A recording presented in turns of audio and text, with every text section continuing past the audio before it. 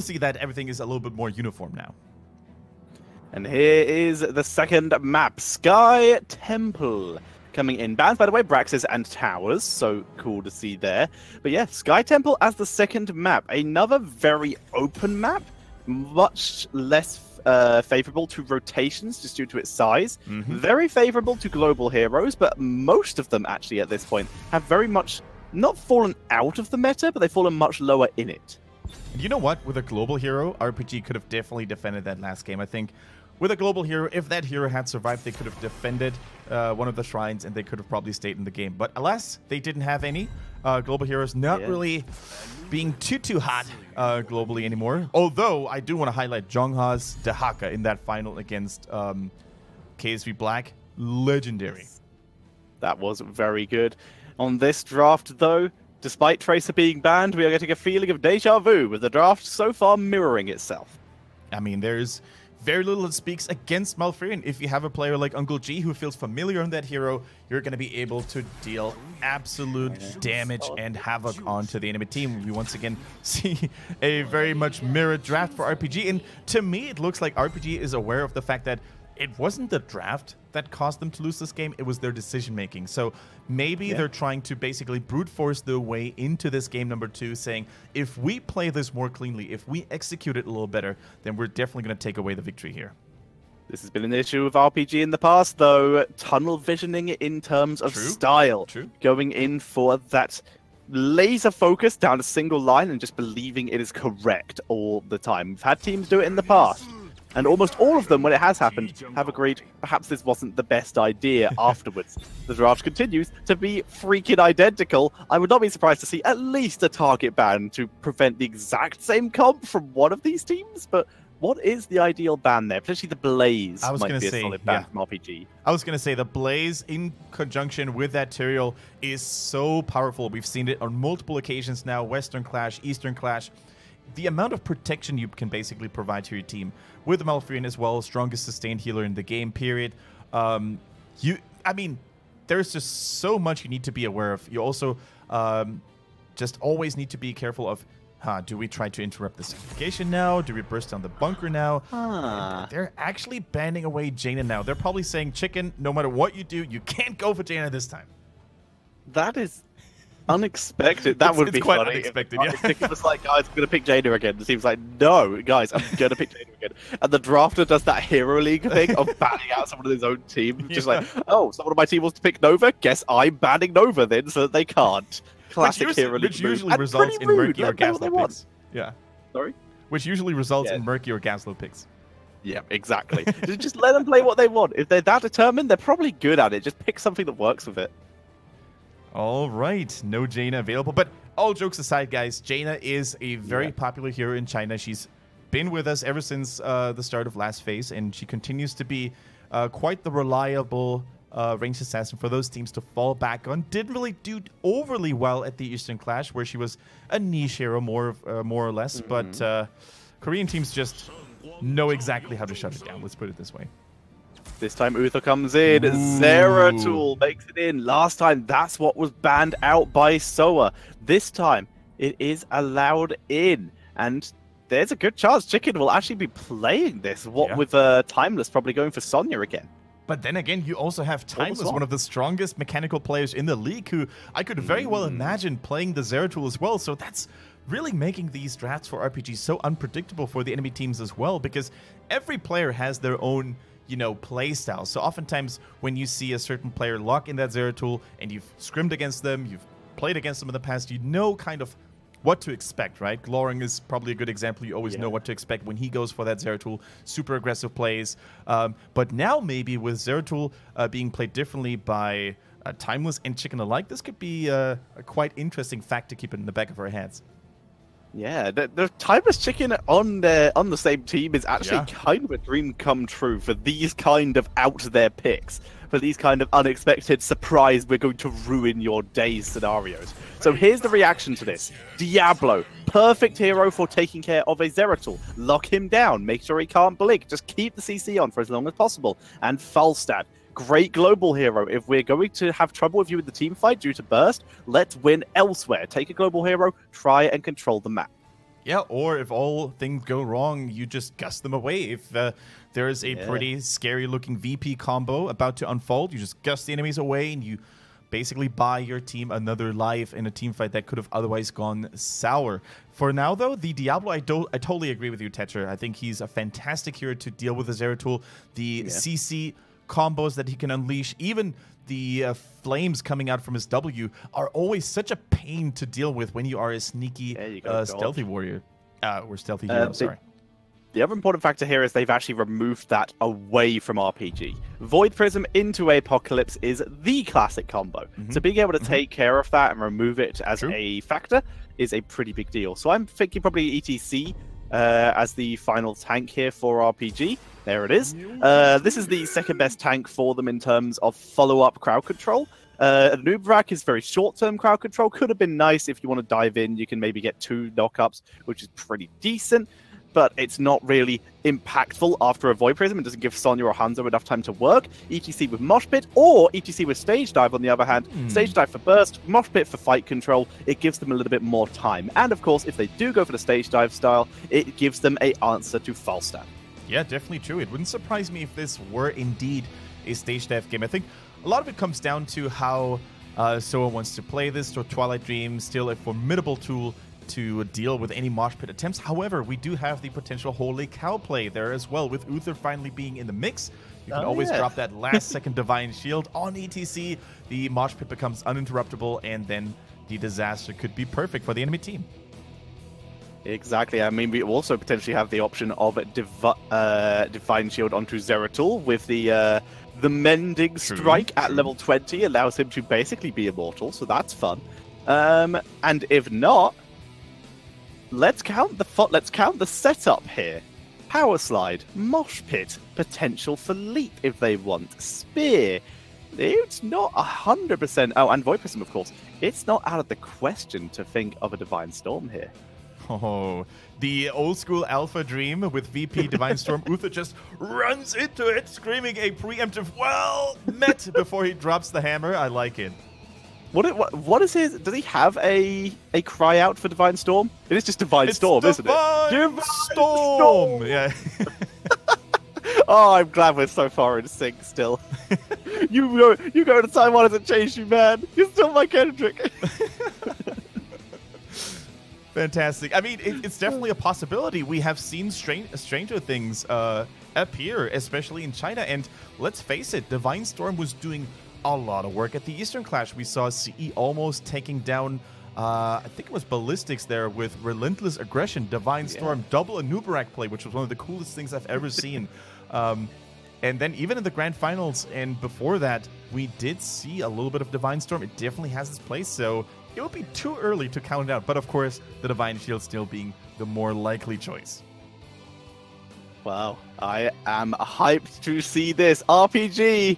I don't even care if they win the series or if they come last again. This season, this phase, if these are the kind of drafts they're going to give us, then I am once again back on board the RPG hype train. This season, I was like, you know what? I'm really not sure. I think they've losing Wang. I don't know. They've swapped so many roles around. What's going on? I don't know. I'm unsure about this. You know what? Already back on board. All aboard the RPG hype train. But for now, we are loading into Sky Temple. And Kendrick, who is this on the left? On the left-hand side, we've got Start Over again with Faye on that Teriel, Uncle G once again on that Malfurion, TY plays Falstad, Klong on Diablo, and Sorry plays Greymane after all. And on the right-hand side, it is RPG with Chicken on Hanzo, MJ on Uther, Sar on Zeratul, C on ETC, and Timeless on Sonya. I think I'm taking crazy pills, Kendrick. I mean, I don't even know what to say at this point. Chicken definitely surprising us quite a bit here. He's the Raging Assassin now. That's all we can say. That's all we can know now. I mean, what is going on here? So, if the chicken wills it, who are you to object? I'm still disappointed. It's been like the 4th season in a row where Chicken has not ridden the year of the Rooster mount, and it's still disappointing. Very true. All right. So Chicken on that ranged assassin. He was labeled as the team's main tank in our sheets. Guess that's totally wrong, but we're gonna keenly observe on what RPG is planning on doing here. Fei using that Eldrin's Might to escape an onslaught in the middle lane. And in the meantime, we can actually see a furious attempt to take down all those towers in the top lane. Sorry. Diablo. By the way, I want to highlight Klong here. When last phase ended, we had a little bit of a chat with Yaya, one of the Chinese commentators. And she was highlighting that Klong is considered to be one of the best, if not the best, tank players in the region right now. So the fact that he wasn't at the Eastern Clash and the fact that he is still with Soa fills us with a lot of hope for him to maybe make it this phase. And we definitely want to see how well of a Diablo he can become, because Diablo is probably one of the more challenging warriors to make work mechanically.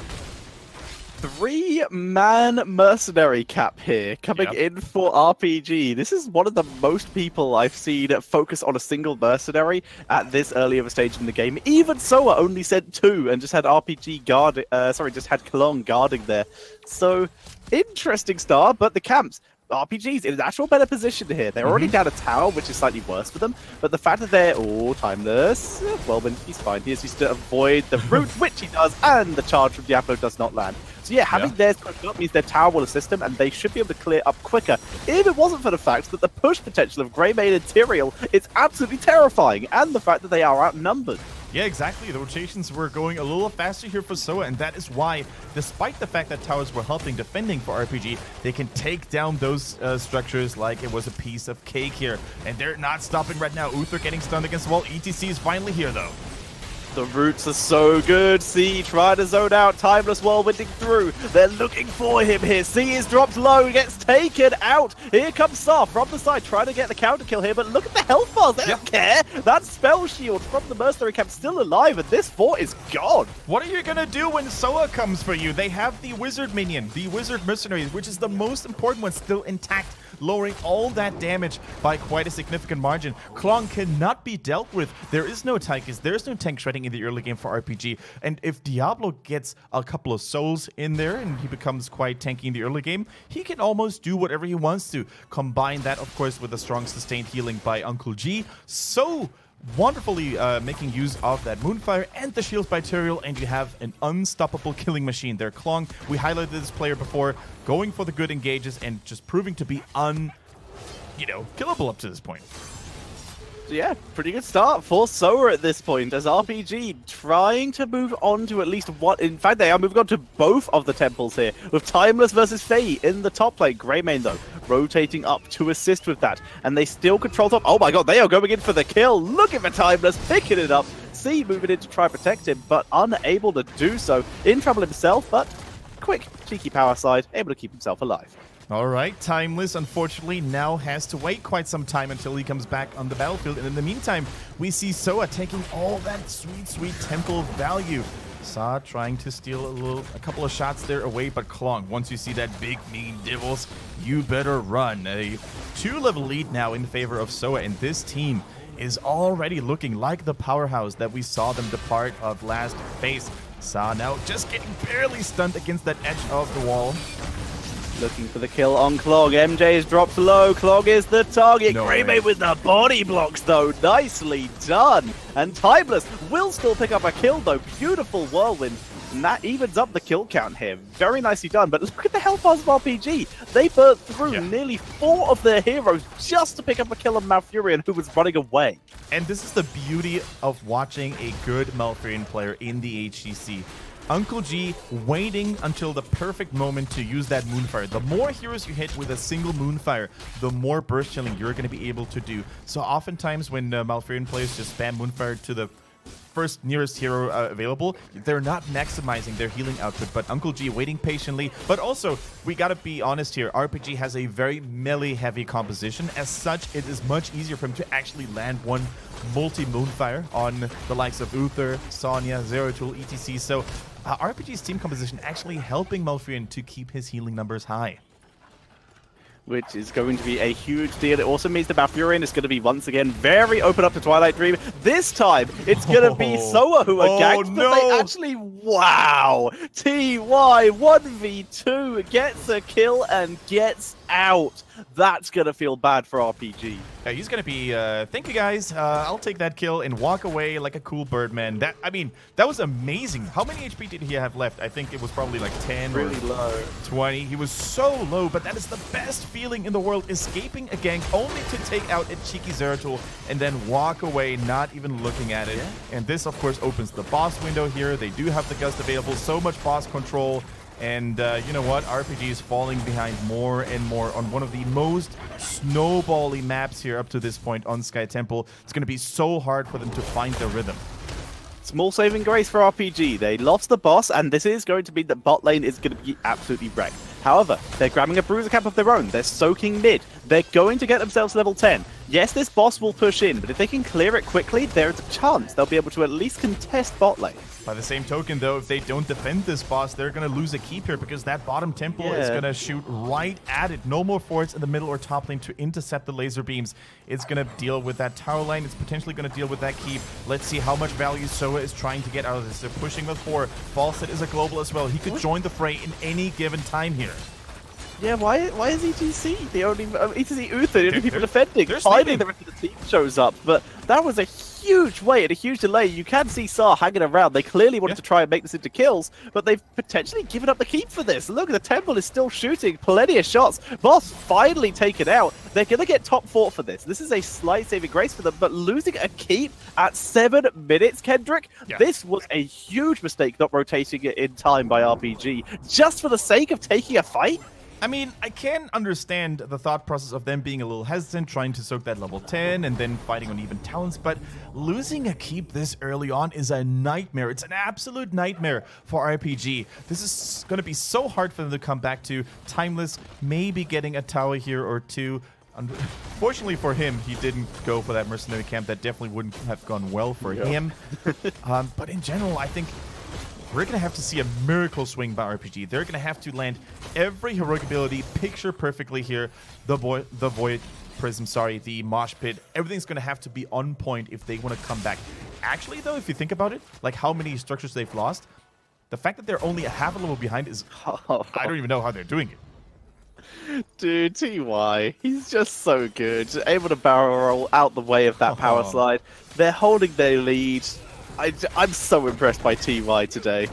That is so good. But RPG, they are holding themselves in this game. They're almost level 13. They've lost a keep, but they're controlling bot lane, grabbing mercenary camps, keeping pressure on mid as well. It's a low lane that can potentially take down a fort if it's left unattended. Beautiful power slide. There's the root. Nice cleanse, though. Nice and easy. And that gives RPG the chance to back up as Saar drops some nice harassment, knowing that Diablo did not have that shadow charge available. Yeah, counting cooldowns that could harm you as a Zeratul is going to be so important, especially all those CC abilities like Twilight Dream, Diablo's Shadow Charge, even the Entangling Roots. Everything's going to have to be calculated here so cautiously by Zeratul, because one cheeky blink, one reckless blink could be the difference between life and death for him. Now, 13 is online. This is RPG's moment in time to make something happen. If they just play the safe game, if they just play the macro game, the temple advantage for Team Soa is definitely going to shred their base even more. Exactly, and in fact, Falstad pushing up away from his team here with a mercenary camp. He's going to force RPG to react, and that basically forces RPG to surrender. That middle lane is going to be Timeless, who comes in here, spin lands beautifully. This time, he might actually be able to get the 1v1 as TY, though, able to escape barrel rolls once again. But nice little interrupt. Timeless, this will allow them to clean up this bot lane. Unfortunately, he is not a global hero. It's going to take him much longer to arrive to his team than Falstad, who's just run to the fountain. Where's Leap when you need it? With a Leap, he could have probably chased down the Falstad and executed him, but of course, it's still pretty bad all over the place, all around. But look at the dominance. Look at the cool and collected playstyle of Team Soa. They knew exactly that the moment Sonya shows up at the bottom lane, all we need to do is just stay safe in the middle, try to get that temple. Saw trying his best, but not even with a full combo, he can deal enough damage to TY. Here comes the VP, though. Let's see if that buys enough time. Yeah, he needs to leave somehow. He now knows the rest of the team's coming. Dragon Arrow does not land. Saw is in between a rock and a hard place. Taken out. The rest of RPG were on the way, but they cannot today save Private Saw. So here's what they were trying to do. They were trying to land a long-distance Dragon's Arrow with a massive DPS explosion and a massive stun, and then Zeratul would have maybe been able to make Falstad explode as well, but it was not enough. The sheer presence of Soa is enough to scare RPG away. Zeratul is no more, and I think that is going to be the next keep to fall here. 2 keeps down, 2 catapult lanes now enabled for Soa, and this is starting to get to go from that to worse potentially for RPG. Yeah, RPG falling very far behind. You can see Soa beginning to position themselves around the boss area. That will be respawning very soon.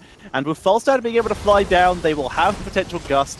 They are in a wonderful position. Falstad, in fact, already flying down. Zeratul's not even close. He doesn't even have VP. This would be such a hard thing to contest. Saab will arrive here. Do they want to attempt to try and mosh pit this? Oh, the holy crap. Mosh pit's landed. There's the gust. Disengage. Apocalypse even hit Uth for good measure. It is timeless, though. If they can get some kills, this might work. But never mind. Twilight Dream. Absolute destruction. As Soa just wade through RPG like they're wearing wellies, and RPG are in some very rough terrain as RPG rooting down C. Soa looking to get another kill. They will do so, and that's going to be just Hanzo once again, familiar to last game. 1 hero to defend against all 5, and Soa will take game number 2. You know what I want to call that, Tetcher? I want to call that clean. A clean game by Soa from start to finish. They were in the driver's seat. They made sure that RPG never got a foot into this game. They were killing this. They were killing structures over and over again, and that boss securing. I mean, it was easy for them in the first place because of the level difference, because of all the tools they had available. But the way Tyrael just placed that holy ground, it was so good. It made that Divine Cow look like it was a goof town, and I mean, that was just so good by Soa. And you could clearly see that Sky Temple is not RPG's forte here. They really didn't really seem comfortable on that battleground. I mean, okay, I will make an argument in favor of RPG here in the fact that they did actually play the map very well, considering how wrecked they were in the early game. That is true. They were pushed in super hard. Being able to actually push into that top lane was a good move, but they were too slow to retreat. There was a lot of really good moves that need to be polished. I will argue that RPG, give them time, Sky Temple could be a really good map for them. But they potentially made a couple mistakes that could be very easily fixed with practice. But then again, new team, new roster. They've likely only had a month or so to practice this. That is something that I wanted to bring up here. And definitely keep in mind that RPG is playing with a brand new